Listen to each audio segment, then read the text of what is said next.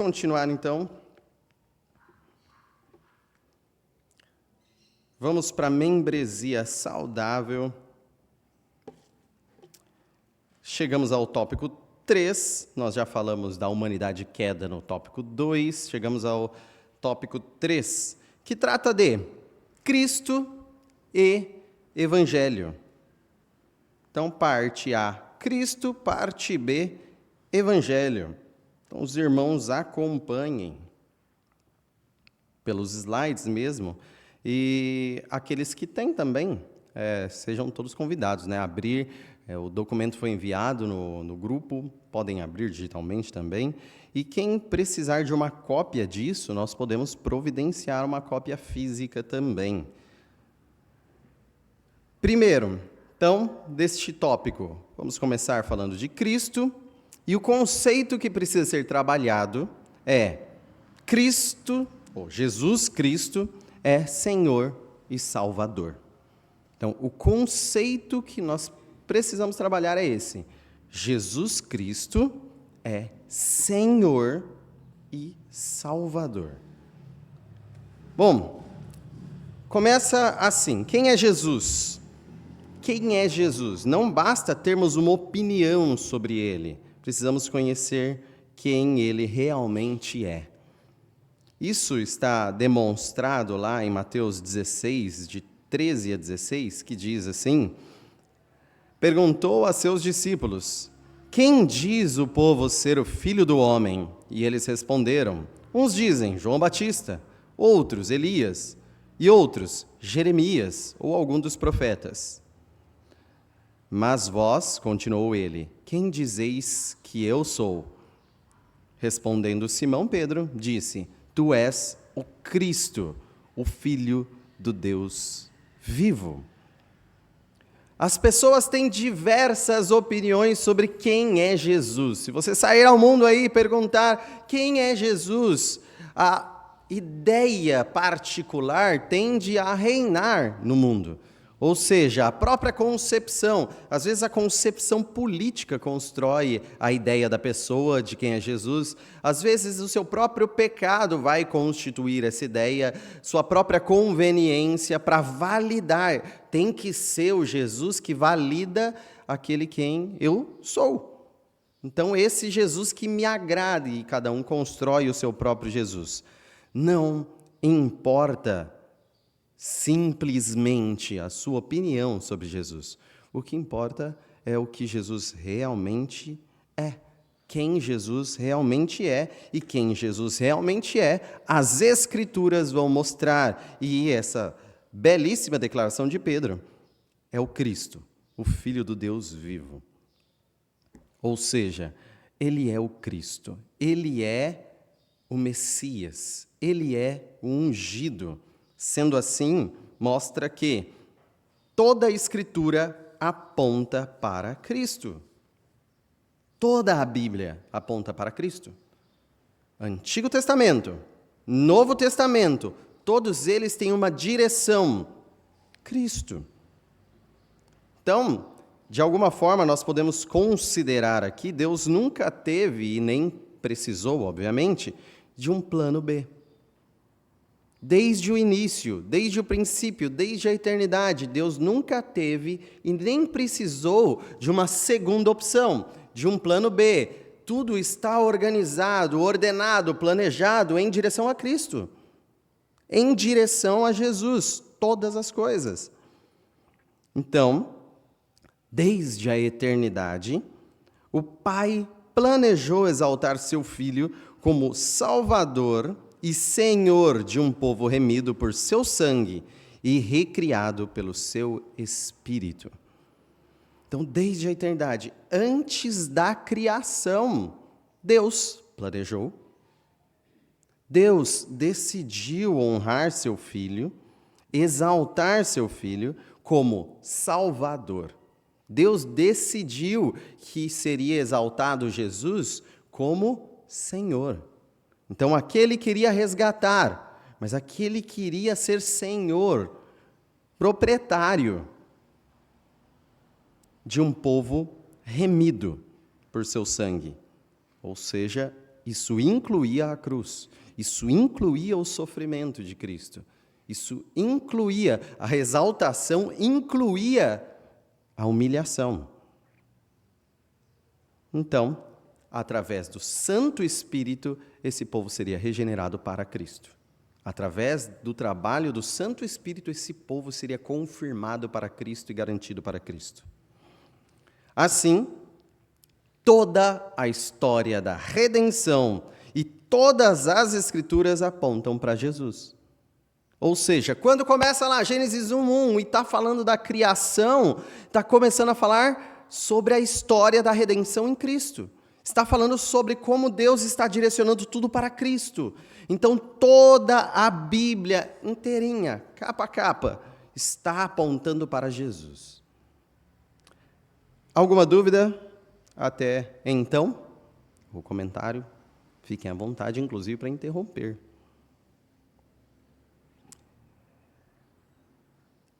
Toda a Bíblia aponta para Cristo. E tem alguns casos aqui citados, nós podemos citar exaustivamente toda a Escritura, mas alguns tópicos onde aponta para Cristo. Então, semente de Eva, o herdeiro das promessas de Abraão, o servo sofredor, o sacrifício, o Cordeiro de Deus, ele como templo e sumo sacerdote, o leão de Judá, o filho de Davi e filho do homem. Vamos trabalhar cada uma delas em versículos aqui. Então, primeiro deles, semente de Eva. Já está no próprio slide o versículo. Então, porém inimizade entre ti e a mulher, entre a tua descendência e o seu descendente, este te ferirá a cabeça e tu lhe ferirás o calcanhar. Ou seja, quando o homem pecou, quando a mulher pecou, dentro daquela punição que Deus estava passando para os três, cada um dos três, quando estava falando com a mulher, ali já estava prometido Cristo, o descendente da mulher. O descendente da mulher, a semente de Eva, estava sendo prometida ali. Isso está apontando para Jesus. Quem venceria aquele pecado? Quem venceria os efeitos daquilo que a serpente fez? Jesus. Segundo, o herdeiro das promessas dado a Abraão e autor e consumador da fé. Gênesis 17:7, que diz: estabelecerei a minha aliança entre mim e ti, e a tua descendência no decurso das suas gerações, aliança perpétua para ser o teu Deus e da tua descendência. Então, nós temos a segurança aqui de que aquilo que foi prometido para Abraão estava prometido na descendência de Abraão. E essa descendência de Abraão, no qual seriam abençoadas todas as famílias da terra, no qual seria consumada a herança da terra, a herança de um grande povo, é Jesus. As promessas que foram feitas para Abraão estavam apontando para Jesus. Próximo tópico. Servo sofredor, sacrifício e Cordeiro de Deus. Então, quando é falado do sacrifício, vamos entender aqui. Inclusive, é uma coisa elementar para nós, bem tranquila para nós, mas recentemente, não tão recentemente, mas em junho, faz um tempinho, estava falando com uma moça lá na escola, uma das funcionárias, e falei sobre o que era o sacrifício no Antigo Testamento e o que é Cristo. E o quanto o sacrifício no Antigo Testamento daqueles animais apontava para Cristo. Elementar para nós, deveria pelo menos ser.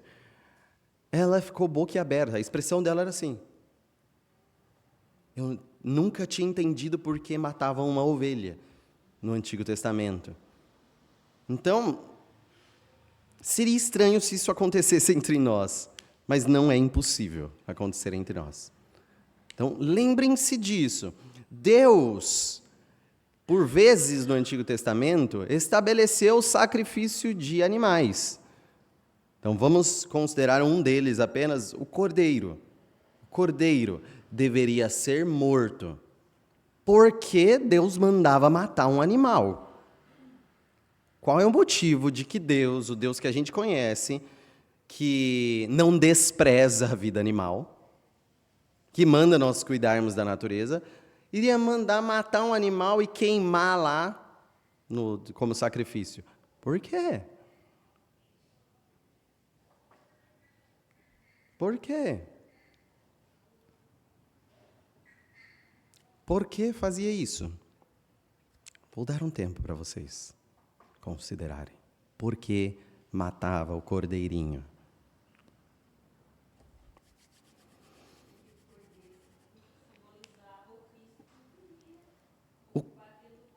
O cordeiro simbolizava o Cristo, mas eles estavam conscientes, todos eles, disso? Todos eles estavam conscientes que simbolizava o ungido que viria, cada cordeiro que eles estavam matando? Não, então por que eles faziam? Ensinar o povo, sim. Por lei, por exigência, sim.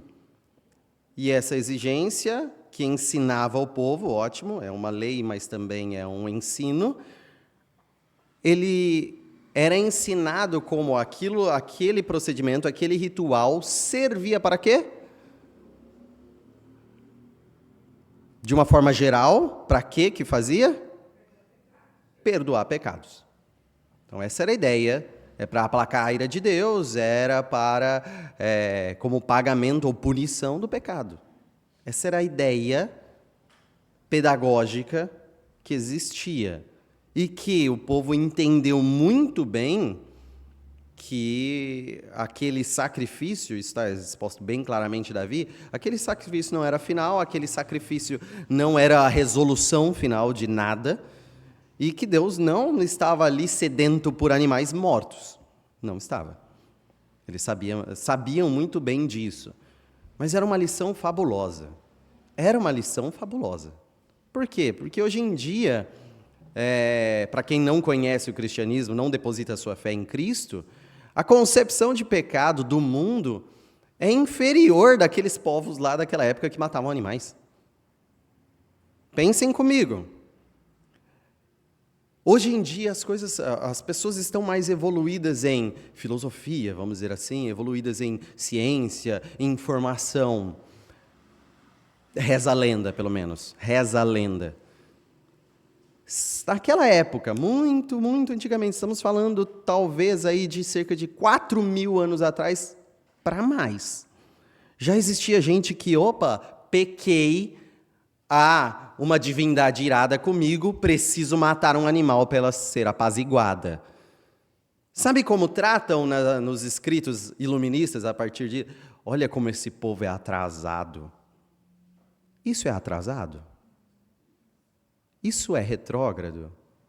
Isso é vão e tolo?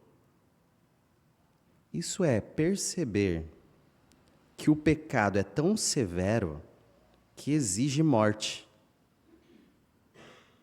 Isso é perceber que o pecado é tão grave que isso atrapalha o seu relacionamento com a divindade.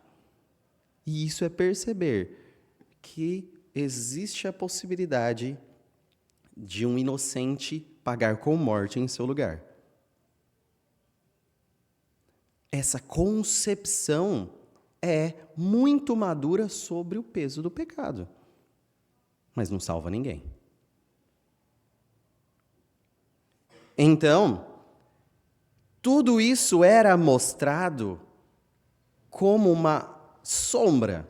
Tudo isso era mostrado como algo por antecipação. Imaginem que o sol está para lá, está vindo a pessoa gigantesca, que é a verdadeira pessoa. Antes dela chega o quê? Se o sol está atrás dela? A sombra dela. Essa sombra já começa a cobrir o povo. Já é a figura final? Ainda não, mas já chegou. Esse sacrifício era essa sombra. Esse sacrifício era essa sombra. Está vindo Cristo, mas desde já começamos a ter concepção de que o nosso pecado infringe o nosso Deus, e o nosso Deus exige um sacrifício, e uma vida inocente terá que pagar o meu pecado. Já estamos caminhando para a verdadeira figura, a sombra já chegou. É por isso que eles faziam. Então, entendendo esse sacrifício, haveria um sofrimento, sim, de um inocente. Então, Isaías 52:13 começa a falar do servo, ou seja, da pessoa que seria esse inocente sacrificado. O servo. Servo sofredor começa lá nesse texto, em Isaías 52:13. Geralmente a gente começa a leitura em Isaías 53. Em Isaías 52 ali, 12 por aí, 13, talvez seja mais saudável sempre começar desse texto. Então, Isaías 52, 13 e 14. Eis que o meu servo procederá com prudência, será exaltado e elevado, e será muito sublime. Olha o plano de Deus. O seu servo seria exaltado. Aí continua. Como pasmaram muitos à vista dele. Espera aí. Ele seria exaltado, mas tem gente que, opa, se alguém vai ser exaltado à vista de todo mundo celebrando, não. Todo mundo aqui está pasmado. Aí ele abre parênteses, pois o seu aspecto estava muito desfigurado. Pasmado pelo seu poder? Não. Pasmado pela surra que tomou. Pasmado porque estava desfigurado. E aí vai seguindo o texto e explicando por que ele está desfigurado. Chega no 53, versículo 5. Mas ele foi traspassado pelas nossas transgressões e moído pelas nossas iniquidades. Então, esse que era profetizado, o povo de Israel estava ouvindo de que um servo viria para ser exaltado, mas primeiramente desfigurado, primeiramente sofreria este servo sofredor, estava obviamente apontando para Cristo. E o próximo versículo, João 1:29, no dia seguinte, viu João a Jesus que vinha para ele e disse: Eis o Cordeiro de Deus que tira o pecado do mundo. Imagine, ele aponta para Cristo e fala: está aí o Cordeiro de Deus. Tudo que vocês fizeram matando cordeiros, eis este o Cordeiro de Deus. Tudo aquilo era sombra, eis a figura. Ele tira o pecado. Ele tira o pecado. Então, servo sofredor, sacrifício e Cordeiro de Deus. Tudo isso. E várias outras figuras ainda. Vamos para o próximo tópico. Templo e sumo sacerdote. Templo e sumo sacerdote. João 2:19 e depois João 2:21, vamos pular o 20. Jesus lhes respondeu: destruí este santuário e em 3 dias o reconstruirei. Ele, porém, se referia ao santuário do seu corpo. Então, Jesus, olhando para o templo, e era um templo, não é o templo com a glória do templo de Salomão, mas também não é aquele templo de Zorobabel cru da reconstrução. Ele já foi reformado, ele já está muito bonitinho, está lá muito pomposo, e Jesus olha para aquele templo, todo reformado por Herodes, com aquele upgrade, e fala: destrói isso daqui, destrói o templo, eu reconstruo em 3 dias. Óbvio que o pessoal ficou doido. Imagina, nós que pudemos ouvir sobre Esdras aqui, e todo aquele trama da reconstrução, e tudo aquilo que teve que envolver o povo para reconstruir, se nós voltássemos para isso estamos falando de muros, né? Se nós voltássemos para Esdras, o trama para reconstruir o templo, que começou a ser construído, parar, depois reconstruir de novo, e demorou muito tempo, conseguiram reconstruir o templo. E depois desse templo reformado, estamos falando de algo muito custoso para o povo. E assim, que é um marco na vida desse povo. E aí fala, destrói de novo. Gera tanto ódio nos judeus que é uma das acusações de morte de Jesus, tá? As testemunhas falam disso, falam do que Jesus falou aqui. É uma frase que dói profundamente naqueles que eram judaizantes. E aí ele fala isso. Ele está se referindo ao seu corpo. Por quê? Está lá, Jesus e o templo. De alguma forma, vocês têm que entender, ali já está a figura e a sombra. O templo físico era sombra. O templo físico não importa. Vou repetir. Isso daqui dói em algumas teologias, inclusive.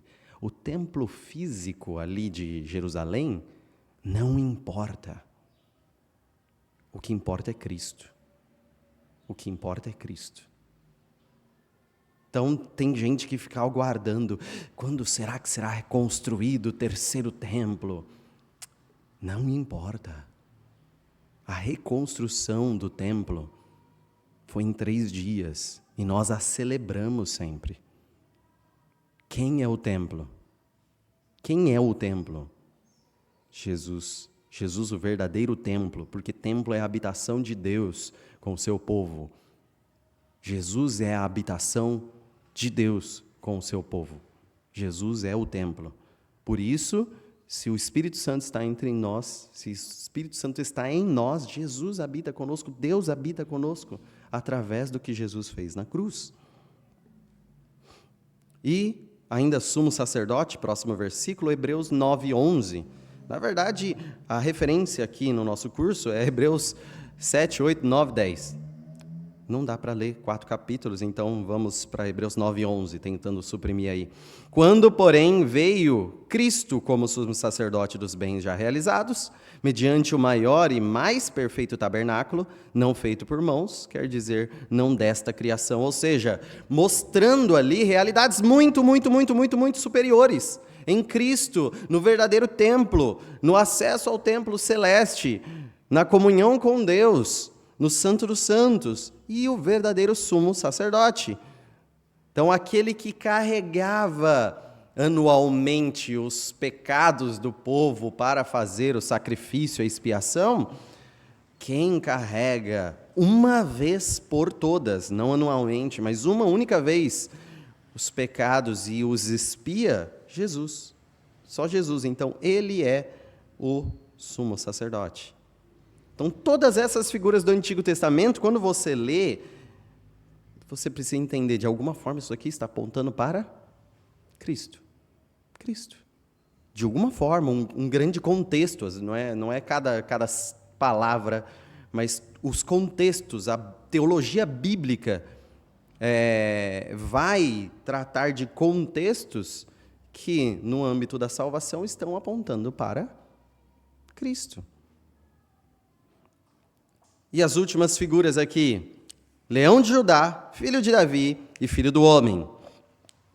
Vamos lá, pergunta do milhão aqui, alguém lembra quando é a primeira vez que aparece Leão de Judá? Contexto. Quando foi prometido Leão de Judá? Não é uma pergunta fácil, admito. Se for no acampamento, vai demorar para alguém. Lembra que tinha contexto? Jacó, ou Israel, está para morrer, está abençoando seus filhos. E vai chamando os filhos para abençoar. E aí ele concede o trono, o cetro, a um dos filhos. Obviamente, por aquele costume, tenderia a ser o mais velho. Porém, o mais velho, Rúben, se deitou com uma das mulheres de seu pai. Desonrou. Foi tirado, então, do cargo. Seus outros 2 filhos mais velhos, por causa do estupro da sua irmã, foram lá e mataram uma aldeia inteira, com estratégia, obviamente, mas mataram uma aldeia inteira, sanguinários. O pai ficou muito bravo e com medo de todo mundo retaliar, sabe? A família, ele também... Aí vem o quarto. Qual que era o quarto? Judá. E aí ele faz a bênção para Judá. E nessa bênção que ele vai dando aos filhos, aqui na de Judá, é essa aqui. Gênesis 49, 9 e 10. Judá é leãozinho, da presa subiste, filho meu. Da presa subiste, filho meu. Encurva-se e deita-se como leão e como leoa.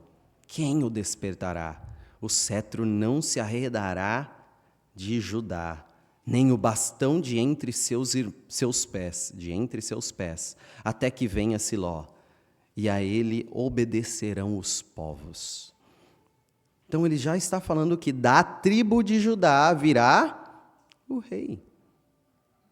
O leão da tribo de Judá está, pela primeira vez, citado aqui. E depois também em Profetas, falando que da tribo de Judá viria o leão, viria o rei, que seria o filho de Davi, então. Então, como filho de Davi, em 2 Samuel 7,16, que diz: quando teus dias se cumprirem e descansares com teus pais, então farei levantar depois de ti o teu descendente. Então está falando para Davi, você vai morrer, mas haverá um descendente, que procederá de ti, da sua linhagem, e estabelecerei o seu reino. Porém, a tua casa e o teu reino serão firmados para sempre diante de ti, teu trono será estabelecido para sempre. Então está prometido a Davi de sua linhagem um rei eterno. Apontava para Cristo. É interessante só citar, irmãos, que várias dessas figuras, ou às vezes dessas pessoas nas promessas, para os judeus, não são a mesma pessoa. Se cumprem em várias pessoas, não uma só. Então, se você falar do servo sofredor, falar do Messias, eles vão falar que são pessoas diferentes. Nós estamos falando que tudo do Antigo Testamento aponta para uma pessoa só. Para uma pessoa só. Olha o nível de complexidade que nós estamos falando de leitura do Antigo Testamento. Tudo aponta para uma pessoa só. O que Jesus faz ali nos Evangelhos, o que Jesus é e o que Jesus se torna na ressurreição, cumpre fielmente o que a Bíblia diz, por completo. A aposta que a gente faz ao pregar Cristo é grande, tá? Nós estamos falando, cumpre tudo. Cumpre tudo. Eles vão lá e, não, aqui, para dar certo. Nós falamos, cumpre integralmente tudo. E Daniel 7, 13 e 14, para tratar do Filho do Homem. Daniel 7, 13 e 14, eu estava olhando nas minhas visões da noite, e eis que vinha com as nuvens do céu, como Filho do Homem, e dirigiu-se ao ancião de dias, e o fizeram chegar até ele. Foi-lhe dado domínio e glória e reino para que os povos, nações e homens de todas as línguas o servissem. O seu domínio é domínio eterno, que não passará. O seu reino jamais será destruído. Então, aquele que é o filho de Davi, que tem promessa de reino eterno. Agora nós temos o Filho do Homem, que tem promessa de reino eterno, glória e domínio. E um reino eterno só em Jerusalém, só sobre os judeus, certo? Não, sobre todas as nações do mundo inteiro está sendo prometido um rei do mundo inteiro. Tudo isso advém de uma simples leitura do Antigo Testamento. Se nós lermos página por página, nós conseguiremos posicionar aqui a direção de Cristo no Antigo Testamento. Página por página, a direção de Cristo no Antigo Testamento. O Novo Testamento, evidente. No Antigo Testamento, sob a luz do Novo Testamento, poderemos ver. Então vamos falar sobre essa pessoa de Cristo. Alguma dúvida até então? Tudo isso estruturante, elementar, exaustivo, talvez, não, nem foi exaustivo, mas tem bastante elemento, mas necessário entendermos. Jales?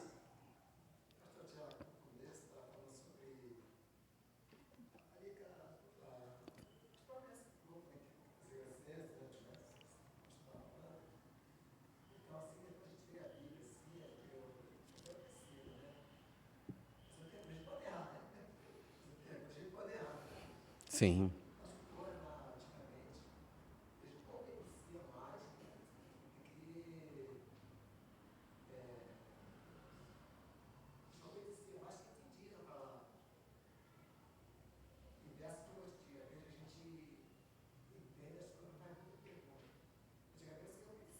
Sim.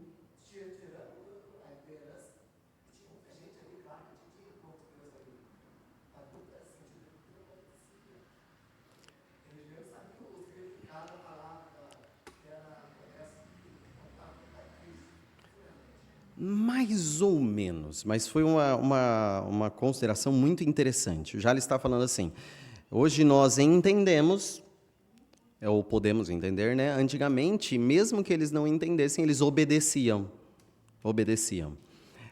Sim, tem informações interessantes aí dentro, mas pela fé também há um entendimento. Pode não ser a compreensão dos elementos futuros, mas é a compreensão dos elementos presentes. De tal forma que alguns, pelo Espírito de Deus, Espírito de profecia, entendiam até elementos futuros daquilo. Entendiam até mais profundamente aquilo. É que nem esse povo tinha que sacrificar para perdão de pecados. Chega Davi, Salmo 51, por exemplo, e fala, sacrifícios não queres misericórdia. Ele entendeu a mensagem. E aquela mensagem está contida na lei. Não está escondida ou sumida ou inexistente, ele inventou aquilo. Está contida. Se você pegar aquilo lá, puno 3 a 4 gerações, mas até 1000 daqueles que amam. Ou seja, a graça abunda o pecado. Estamos falando de uma superioridade muito grande nisso. Tem várias coisas que estão contidas na lei. Eles conseguiam, vários deles, pela fé. Tanto que não era só uma obediência, e a obediência em si, externa, não era considerada. Mas um entendimento pela fé. Uma crença naquilo que foi falado. Então, a fé era importante, Hebreus 12 vai tratar disso. Não foi simplesmente porque ele foi lá e fez, mas porque ele fez pela fé. Porque ele fez pela fé. E pela fé eles também tinham um nível de compreensão. A questão é que nós temos um nível de compreensão, por ver a figura própria de Cristo nas Escrituras, muito maior que eles. Mas temos um problema também, que percorre junto com a igreja em toda a história. As seitas, que ainda assim professam a obediência cega. O importante é obedecer. E a gente não acredita assim, tá? A gente acredita no livre exame e na consciência. Então, toda aquela... Pode estar falando do evangelho, mas se fala assim, vocês não têm que pensar, vocês não têm que entender, vocês têm que seguir o que eu falo. Em nenhum momento, hoje em dia, isso é saudável. Então, entender é uma palavra, compreender é uma palavra importante na Bíblia. Por exemplo, a aula do pastor Ciro, podem prestar atenção qual é a diferença básica entre os 3, tem várias diferenças, né? Mas uma das diferenças básicas entre os 3 solos e a boa terra. Segundo lá o versículo. Qual deles ouviu? Todos. Todos ouviram. Mas para além de ouvir, tem 2 elementos do ouvir, posteriores ao ouvir, que caracterizam somente a boa terra. Quais elementos? compreender e produzir frutos. Essa é a diferença, compreender e produzir frutos. Nós não podemos eliminar nenhum dos dois. Não podemos eliminar nenhum dos dois. Você não pode simplesmente falar, bom, eu tenho ouvido e estou fazendo, não estou entendendo nada, eu só obedeço. Não pode. A boa terra compreende a palavra. Vou repetir, a boa terra compreende a palavra. Então, a primeira pergunta aí, você compreende a palavra? Ou você está só obedecendo, estou entendendo nada, mas estou seguindo aqui o fluxo. A boa terra compreende a palavra. Ou, por outro lado, você também não pode ser aquele que ouve e fala, eu entendo tudo que se fala, eu entendo. Não muda nada. Não vivo diferente. Não muda a minha vida, mas eu entendo tudo. Não é a boa terra. A boa terra ouve, mas também compreende e frutifica. Compreende. Então, a compreensão é importante. E não é só no Novo Testamento que a compreensão é importante, Antigo também. A obediência, ou seja, o bom fruto, é importante, mas a compreensão também. É esse motivo que a gente fala, lutem para entender. Anotem, perguntem, participem. Mas não sejam passivos. Lutem para compreender, sejam ativos perante a palavra. Então, essa pessoa de Jesus, vamos lá, a pessoa divina do Filho, assumiu sobre si a natureza humana, com todas as suas propriedades essenciais e fraquezas comuns, porém sem pecado.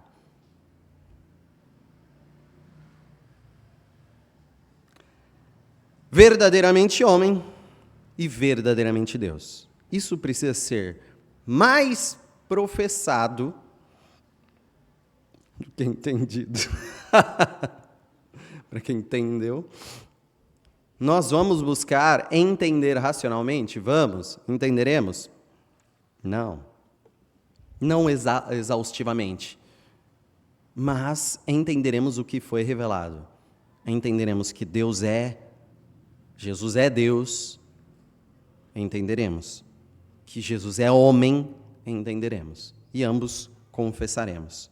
E por isso ele é mediador perfeito. Somente assim ele pode ser mediador perfeito entre Deus e os homens. Sendo Deus, sendo homem, então é um perfeito mediador entre as duas partes. Um Salvador que não seja verdadeiramente humano não pode ser nosso representante. Um Salvador que não seja verdadeiramente Deus não pode ser digno o suficiente para pagar a infinita ofensa de uma multidão incontável de pecadores. Não tem como, isso precisa ser entendido. Como alguém nos representar, senão um de nós? Como um de nós pagar uma dívida eterna numa morte que representa uma vida finita? Como comprar vida eterna no sacrifício de uma vida não eterna? Não dá. Quem se sacrificou é o eterno e nos comprou a eternidade. Então, ele é representante, mas ele é digno.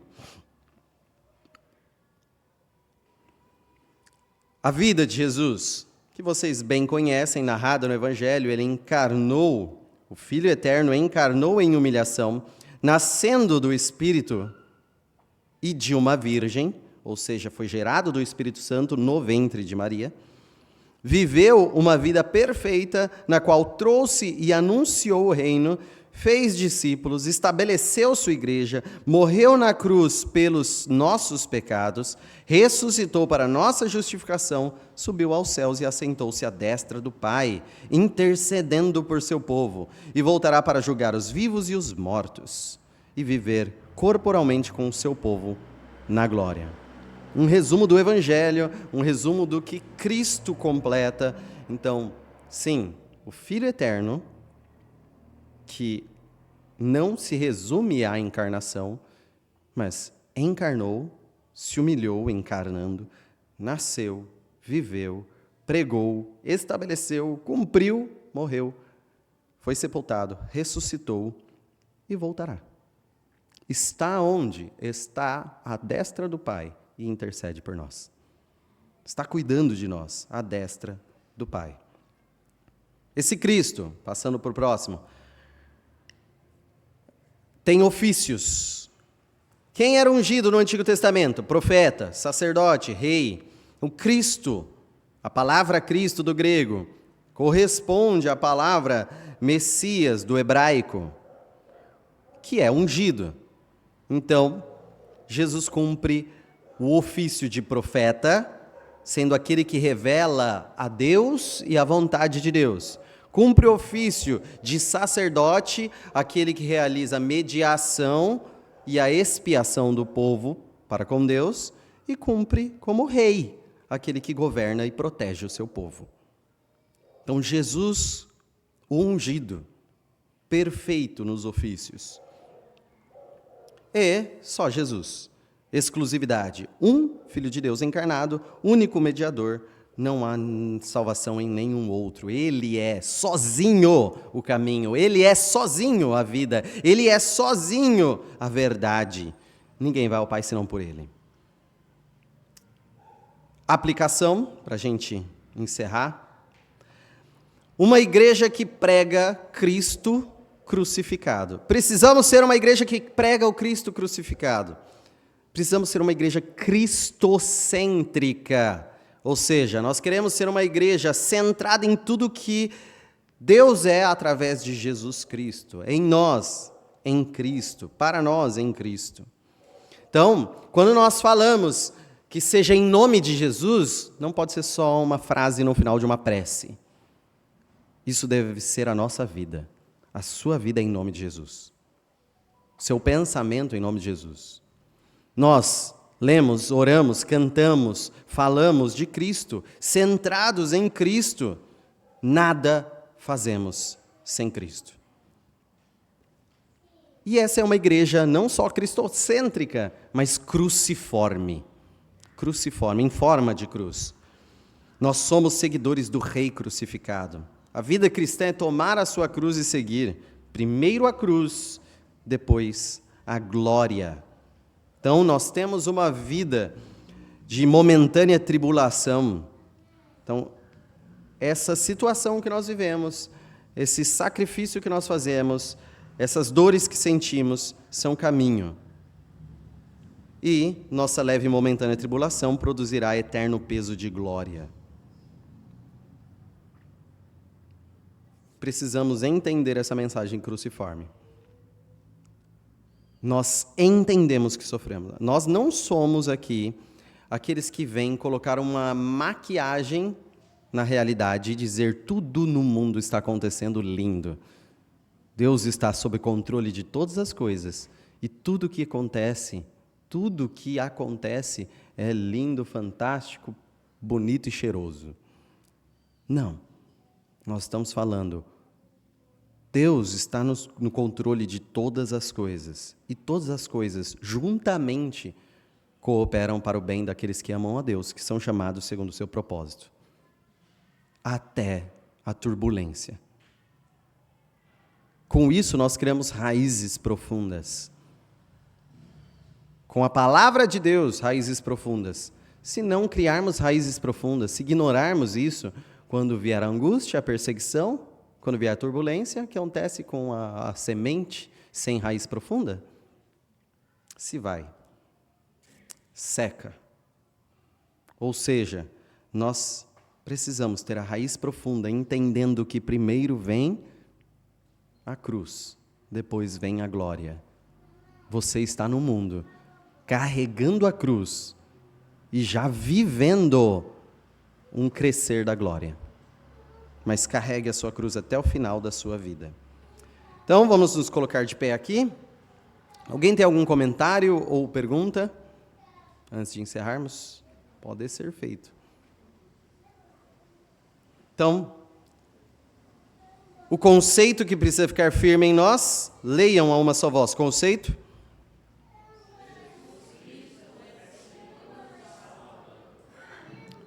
E se Jesus é o Senhor e Salvador da nossa vida, a aplicação.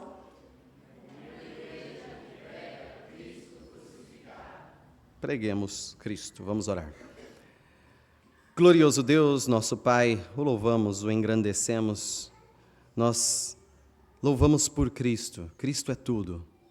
A palavra aponta para Cristo e as nossas vidas devem apontar para Cristo. As nossas palavras apontar para Cristo, nossos pensamentos e ações apontar para Cristo.